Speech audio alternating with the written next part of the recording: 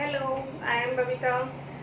आपने जैसे मेरी पिछले वीडियोस में देखा है, मैंने आपसे ग्रोथ के कंसेप्ट के बारे में बात की है, कंसेप्ट ऑफ डेवलपमेंट के बारे में आपसे बात की है, सीटेट के जो सिलेबस है उसके कोर्स कंटेंट के बारे में आपसे बात की है। अब मैंने आपसे बात की है ग्रोथ एंड डेवलपमेंट के डिफरेंस के बारे में, और मैंने आपसे उनके प्रिंसिपल भी शेयर किए हैं। और इन्फेंसी स्टेज मैंने आपके साथ शेयर की, जिसमें कि इन्फेंसी पीरियड में बच्चे के क्या फैक्टर्स होते हैं, क्या विशेषताएं होती हैं, वो मैंने आपके साथ शेयर किया था। आज मैं आपसे के साथ शेयर करूंगी कि इन्फेंसी पीरियड में एजुकेशन कैसे होती है, एजुकेशन इन इन्फेंसी पीरियड। और इन्फेंसी पीरियड क्या है? इन्फेंसी पीरियड हमारा होता है 1 to 2 या 3। सम साइकोलॉजिस्ट जो कंसीडर करते हैं वो करते हैं 0 to 3 कंसीडर करते हैं। कोई साइकोलॉजी, जैसे कुछ साइकोलॉजिस्ट ऐसे भी हैं जिन्होंने 0 to 3 कंसीडर किया है, कुछ 0 to 2 कंसीडर करते हैं। तो जो ऑलमोस्ट 3 ईयर्स का टाइम होता है वो हमारा इन्फेंसी पीरियड होता है। तो इन्फेंसी पीरियड में एजुकेशन कैसी होती है, बच्चा कैसे सीखता है, ये मैं आपके साथ आज शेयर करूंगी, जो कि हमारे साइकोलॉजी का ये एक वो पार्ट है, चाइल्ड डेवलपमेंट एंड या फिर चाइल्ड साइकोलॉजी भी आप इसको बोल सकते हैं। और ये आपका सीटेड एंड बीएड दोनों के लिए है, या फिर आप किसी भी एजुकेशन क्वालिफिकेशन कोई एंट्रेंस टेस्ट के प्रिपेयर कर रहे हैं तो ये आपका बेसिक है, जैसे कि HTET या UP टेट। तो आइए अब स्टार्ट करती हूँ मैं चाइल्ड डेवलपमेंट के एजुकेशन इन इन्फेंसी पीरियड। तो इसमें क्या है, आपका जो फर्स्ट पॉइंट है प्रेजेंटिंग गुड एग्जाम्पल्स।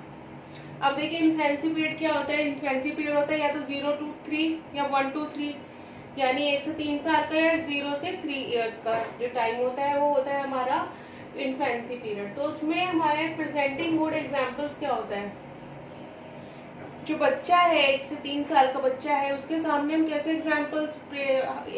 एग्जाम्पल्स दें।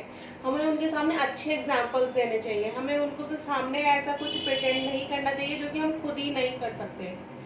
अब सपोज कि अगर आप किसी बच्चे को बोल रहे हैं, मैं अभी इन्फेंसी पीरियड की बात कर रही हूँ, अगर आप किसी बच्चे को बोल रहे हैं कि आप उसको या उठाना चाहते हैं, आप उसको सुबह अर्ली मॉर्निंग उठाना चाहते हैं, but you are not get up early in the morning, तो आप उसको नहीं कह सकते कि आपको उसको उठना ही उठना है। या फिर समटाइम्स आप बच्चे को बोलो टीवी नहीं देखना, आंखें खराब हो जाएंगी, बट आप उसी के सामने कंसीडर टीवी देखते जा रहे हैं, है ना, रिमोट लेके बैठे हैं, हस्बैंड वाइफ बैठे हुए हैं, बच्चा एक साइड में टॉय से के साथ खेल रहा है। तो ये क्या है, हमें ऐसा नहीं करना। क्यों? क्योंकि कि हमें उसके सामने गुड एग्जाम्पल्स देने हैं।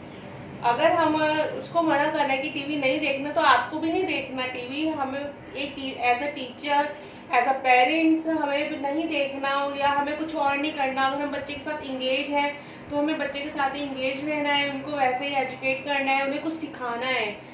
अगर पेरेंट्स की बात करूँ तो टीवी की बजाय बच्चे के साथ टाइम उनको स्पेंड करना चाहिए, उसके साथ कुछ उसको नया सिखाना चाहिए, कुछ स्टोरी सिखानी चाहिए, क्योंकि छोटे बच्चे स्टोरी से जल्दी सीखते हैं। तो हमें इस तरीके से क्या है, हमें गुड एग्जाम्पल्स प्रेजेंट करने चाहिए, ना कि ऐसा कुछ कि जो हम खुद ही नहीं करते। सेकंड पॉइंट आता है एजुकेशन स्टार्ट विद बर्थ। अब देखिए जो बच्चे की एजुकेशन है वो बर्थ से ही स्टार्ट हो जाती है। बाय बर्थ बच्चा एजुकेशन लेना शुरू कर देता है। जैसे कि अगर मैं छोटे बच्चे की बात करूँ, न्यू बॉर्न बेबी की बात करूँ, तो उसको भी चम्मच से दूध पिलाना सिखाते हैं, उसके होठों को थोड़ा पकड़ के फिर चम्मच से दूध डालना सिखाते हैं। तो हम क्या कर रहे हैं, हम एजुकेशन दे रहे हैं, उसको हम सिखा रहे हैं। ऐसे बच्चे जब थोड़ा बड़ा होता है हम उसको बॉटल पकड़ना सिखाते हैं, और फिर वो धीरे धीरे उसको टॉयज के साथ खेलना सिखाते हैं, उसको कलर्स वगैरह के बारे में जो भी हम बताते हैं। तो वो क्या है, हम एजुकेशन दे रहे हैं। और वो एजुकेशन कब से स्टार्ट हो गई, विद बर्थ स्टार्ट हो जाती है बच्चे की एजुकेशन। आप बच्चे को जैसी आदत डालते हैं बच्चा वैसे ही ढलता चला जाता है। जैसे कि अगर हम देखें तो कुछ लोग कहते हैं, जैसे हमारे बड़े बूढ़े हैं, वो कहते हैं कि बच्चे को ज्यादा गोदी में मतलब उसको वैसी आदत हो जाएगी। क्यों? क्योंकि वो सीख रहा है बच्चा। अगर हम उसको ज्यादा हर वक्त गोदी में लेके बैठेंगे तो उसको गोदी की आदत हो जाएगी। और अगर हम उसको वॉकर में बिठा रहे हैं, हम उसको पालने में बिठा रहे हैं, या फिर उसको टॉयज के साथ थोड़ी देर छोड़ दिया ऐसे ही, तो उसको वैसे ही हैबिट बनी रहती है। तो वो क्या है, वो एजुकेशन है। सब हम बच्चे को वैसे ही एनवायरनमेंट के अकॉर्डिंग ढाल रहे हैं। तो यही हमारा सेकंड पॉइंट है, education start with birth. Third point आता है हमारा एजुकेशन थ्रू एक्टिविटीज। अब देखिए एजुकेशन थ्रू एक्टिविटीज कैसे होती है। जो बच्चे का टॉयज, इसमें जो बच्चे का जो पीरियड है ना, इसमें सबसे ज्यादा इंपॉर्टेंस रहती है टॉयज की, क्योंकि बच्चा टॉयज से ज्यादा खेलता है और टॉयज से सीखता है। तो हम एजुकेशन थ्रू एक्टिविटीज कैसे हो सकती है, कि बच्चे को डिफरेंट डिफरेंट कलर्स के टॉयज हम ला के दे रहे हैं, जिससे कि बच्चे को कलर की पहचान हो रही है। हम बच्चे को अल्फ़ाबेट से ला के दे रहे हैं, जिससे बच्चे को अल्फ़ाबेटिकल नॉलेज हो रही है। हम बच्चे को न्यूमेरिक्स सिखा रहे हैं, काउंटिंग सिखा रहे हैं। तो उसके लिए क्या है, हमने टॉयज के रूप में वो ला के दे दी है उसको कि 1 2 3 इस तरीके से बच्चा पहचानता है, बोलने की कोशिश करता है। बच्चा मम्मा मम्मा इस तरीके से बोलने की कोशिश करता है। तो आप वो क्या खेल खेल में उसको सिखाते हो ये सब। तो ये क्या है, एजुकेशन थ्रू एक्टिविटीज है, जो बच्चा एक्टिविटीज के थ्रू सीखता है। इसके बाद हमारा लर्निंग, फोर्थ पॉइंट है लर्निंग ऑफ सोशल एटिकेट्स। अब देखिए सोशल एटिकेट्स क्या होता है, जो बच्चा दूसरों से व्यवहार करना सीखता है वो होते हैं सोशल एटिकेट्स। जैसे छोटे बच्चे के अंदर कैसे सोशल एटिकेट्स आते हैं, छोटे बच्चे को आप देखा होगा कि माताएं पिता सिखाते हैं बच्चे को कि हाथ जोड़ के नमस्ते करो, कोई जा रहा है उसको बाय करो, हेलो करो, है ना। किसी में राम राम भी बोलते हैं कि जैसे अगर हम और दूसरे रिलीजन की बात करें तो सलाम करना सिखाते हैं। तो इस तरीके से क्या है, ये एटिकेट्स है जो हम बच्चों को दे रहे हैं कि किसी बड़े को देख रहे हो आप नमस्ते करो, हाथ जोड़ो, जय जय करो। इस तरीके से भी हम बच्चे को जो बोलते हैं वो सब क्या है, वो हम सोशल एटिकेट्स बच्चे को दे रहे हैं। तो ये क्या है, इस पीरियड में बच्चा सोशल एटिकेट्स सीखता है, जो हमारे एक मदर के अलावा ही नहीं, वो और जो घर के और लोगों से भी मिलता है और बैठता है, बात करता है, या किस तरीके से मिलता है, हाथ जोड़ता है, जो भी करता है वो क्या है, वो सब लर्निंग ऑफ सोशल एटिकेट्स है जो हम बच्चे को सिखा रहे हैं। कि अगर कोई बाहर से आ रहा है तो बेटा जय जय करो, हाथ जोड़ो, नमस्ते करो। तो ये सब क्या है, ये सोशल एटिकेट्स है। फिफ्थ आता है हमारा एस्थेटिक सेंस। अब एस्थेटिक सेंस क्या होता है, बच्चों की एस्थेटिक सेंस बहुत स्ट्रांग होती है, यानी कि वो एस्थेटिक सेंस का मतलब ब्यूटीफुल है ना, उसकी सुंदरता की तरफ बच्चा अट्रैक्ट होता है।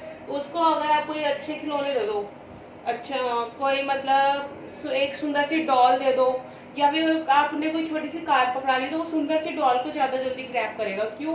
क्योंकि उसके अंदर एस्थेटिक सेंस बहुत स्ट्रांग है।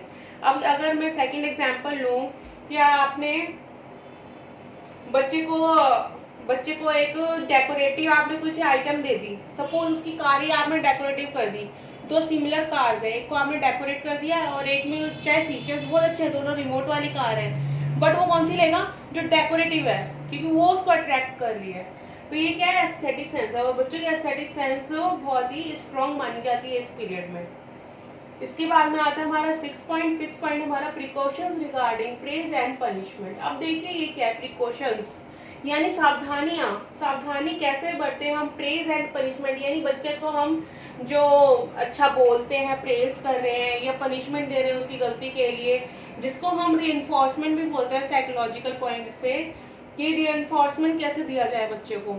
तो आप देखिए प्रेज कैसे कर सकते हैं बच्चे को, अगर बच्चा कुछ अच्छा काम कर रहा है तो हम उसकी तारीफ करते हैं, या उसको एक टॉफी दे दी, एक चॉकलेट दे दिया, तो ये क्या कर रहे हैं, हम प्रेज कर रहे हैं। अब पनिशमेंट क्या है, कि हमने बच्चे को बोला कि आपने अगर ये नहीं किया तो मैं चॉकलेट नहीं दूंगी आपको। तो ये क्या हो गई, उसने वो काम नहीं किया, अब उसको चॉकलेट भी नहीं मिलेगी, अब तो वो क्या हो गई, वो पनिशमेंट हो गई उसकी। बट हमें क्या करना चाहिए, प्रिकॉशंस लेने चाहिए जब भी हम इस तरीके का कोई बच्चे को एक्टिविटी करा रहे हैं, कुछ भी काम करा रहे हैं, तो उसमें जो भी प्रेज है पनिशमेंट है वो लॉजिकली होने चाहिए।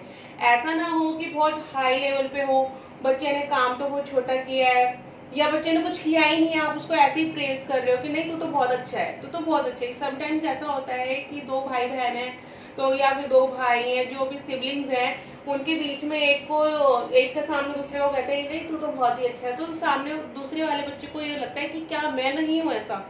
तो ऐसा नहीं होना चाहिए कि अगर आप एक बच्चे को प्रेज कर रहे हो तो वो लॉजिकली होना चाहिए, और अगर आप 2 और 3 siblings you have, then you have to think about all of them, आपको सबके बारे में सोचना होगा। और अगर पनिशमेंट की मैं बात करूं तो पनिशमेंट बहुत हार्ड नहीं होनी चाहिए कि बच्चा डरे आपके पास आने से, उसके अंदर इंफीरियरिटी नहीं होनी चाहिए, क्योंकि अगर आप पनिशमेंट ऐसे दे देंगे तो बच्चा आपसे ना तो कुछ सीख पाएगा, और ये टीचर्स के लिए भी, पेरेंट्स के लिए भी ये पॉइंट कि अगर आप बच्चे को पनिशमेंट बहुत ज़्यादा दे देंगे, या उस पर हाथ उठाएंगे, या फिर आपने बहुत हार्डली उसको डांट दिया, स्कोल्ड किया आपने, तो बच्चा आपके पास आएगा ही नहीं और कुछ सीखेगा भी नहीं, ठीक है ना, और डरेगा वो आपसे। तो ऐसा नहीं होना चाहिए, वो बहुत ही जो लॉजिकली होने चाहिए दोनों चीज़ें, जो हम रीइंफोर्समेंट करते हैं वो बहुत लॉजिकली होना चाहिए।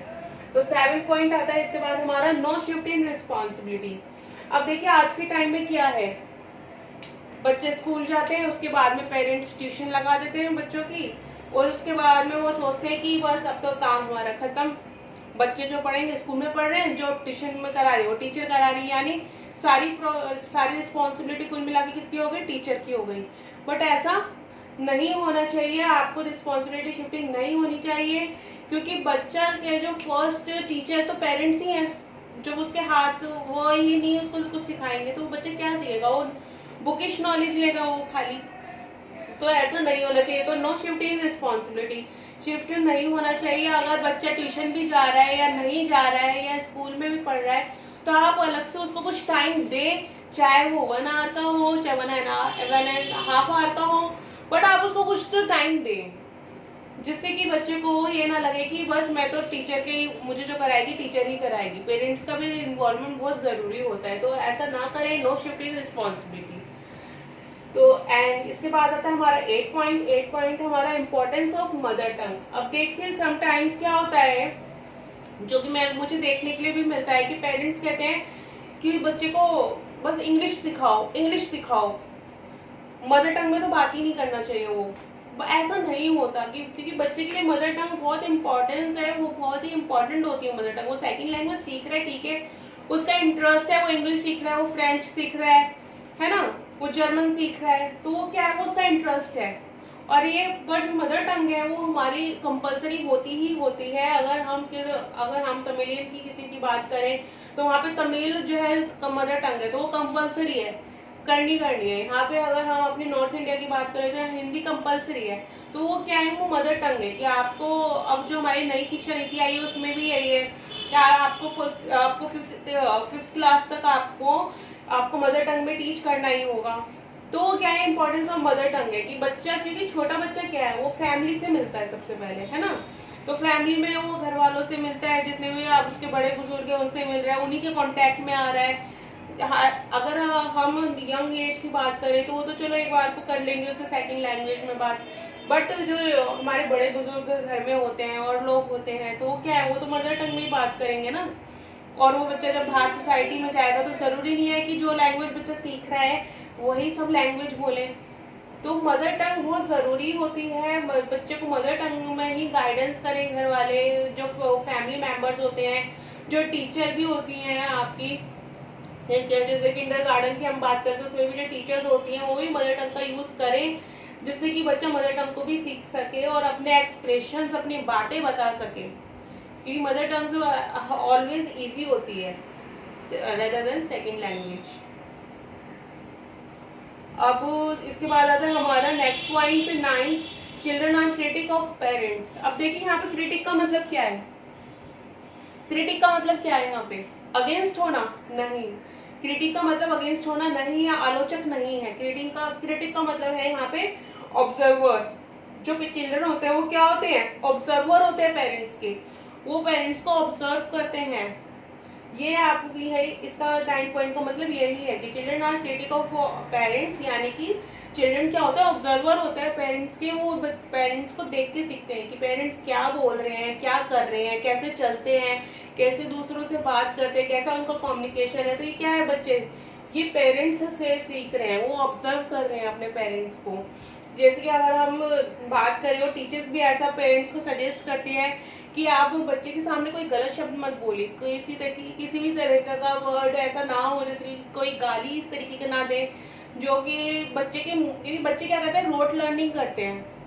अगर उनके सामने एक वर्ड आ जाए ना, वो बार बार बोलना शुरू कर देते हैं उसको। तो वो चीज़ है, वो नहीं होना चाहिए।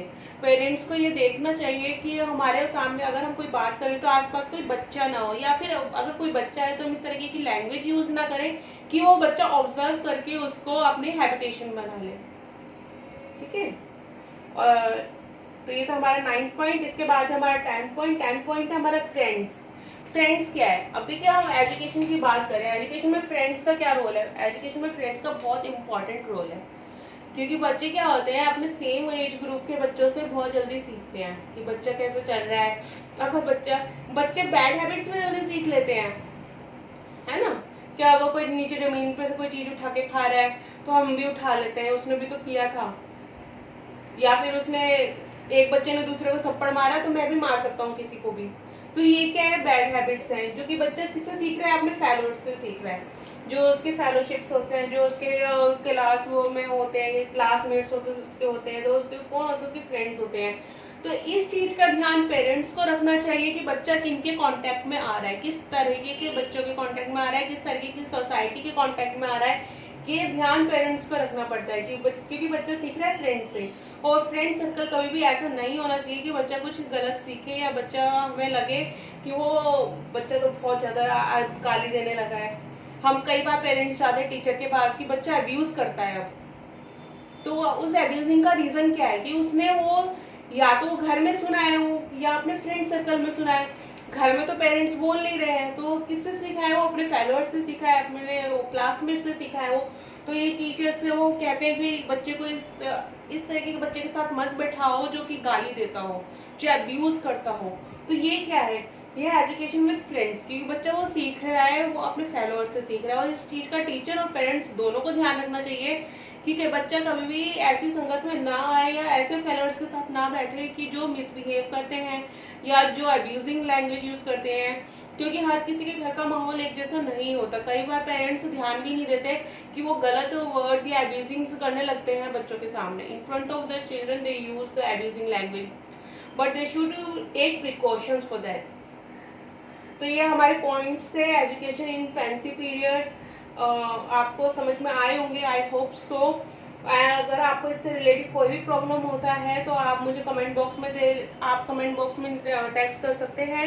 और जो मेरे पिछले वीडियोस हैं उसके डिस्क्रिप्शन में मैं लिंक दे दूंगी, जिससे कि आपको हेल्प मिलेगी। और ये मैंने आज आपको इन फैंसी पीरियड करवाया है। अब मैं जो नेक्स्ट वीडियो कराऊंगी वो चाइल्डहुड पे कराऊंगी कि चाइल्डहुड पीरियड के होता क्या है और उसमें एजुकेशन किस तरीके की होती है। तो इन फैंसी पीरियड इतना था। थैंक यू, धन्यवाद। और चैनल को लाइक सब्सक्राइब ज़रूर करें और दूसरों के साथ नॉलेज भी शेयर करें।